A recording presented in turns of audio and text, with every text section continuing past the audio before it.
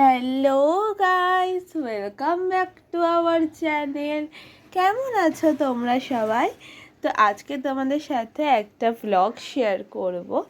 তো প্রথমে ব্রেকফাস্টে আমরা খেয়েছিলাম হচ্ছে দুধ দিয়ে টোস্ট করেছিলাম আমি পাউরুটিটাকে।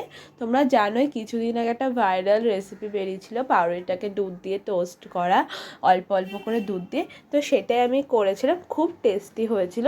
তোমরা যদি রেসিপিটা জানতে চাও অবশ্যই আমাকে বলো, কোনো ভিডিওতে আমি অবশ্যই শেয়ার করব। খুবই টেস্টি হয় খেতে। দিদির চলছিল সেই সময় হচ্ছে এক্সাম, তো ও সেখানে গিয়েছিল একটা সুন্দর জায়গা পুরো গ্রামের মতো।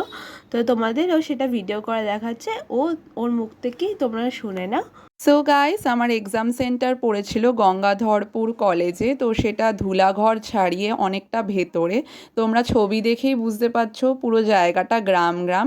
ওখানে বলতে গেলে আরও কিছু কলেজ আর স্কুল ছিল, সবই ওই একই গঙ্গাধরপুর নামে। তো ওখানে প্রচুর গরু ছাগল মাঠের মধ্যে ছিল, যেমন গ্রামের মধ্যে থাকে, প্লাস হস্টেলও ছিল ওখানে। আমাদের যে সময় পরীক্ষা চলছিল সেই সময় ওয়েদার খুবই আনপ্রেডিক্টেবল ছিল। ওই সময় তোমরা বুঝতে পারছো ওই টাইমটা, যে টাইমে প্রচণ্ড পরিমাণে বৃষ্টি হচ্ছে, আবার কখনো রোদ দিচ্ছে, আবার কখনো ওয়েদার খুব সুন্দর হয়ে যাচ্ছে। এবার গ্রামের দিক তো সেখানে অতটা গরম আমাদের লাগেনি, কারণ এতটাই হাওয়া ওখানে। আর বৃষ্টি পড়লে তো খুব সুন্দর একটা মাটি সোদা সোদা গন্ধ বেরোয়। তো আমার ওখানে গিয়ে খুবই ভালো লেগেছে। আর আমরা সবাই মিলে গাড়ি ভাড়া করে ওখানে গিয়েছিলাম। রাজচন্দ্রপুর থেকে আমরা গাড়ি ধরেছিলাম।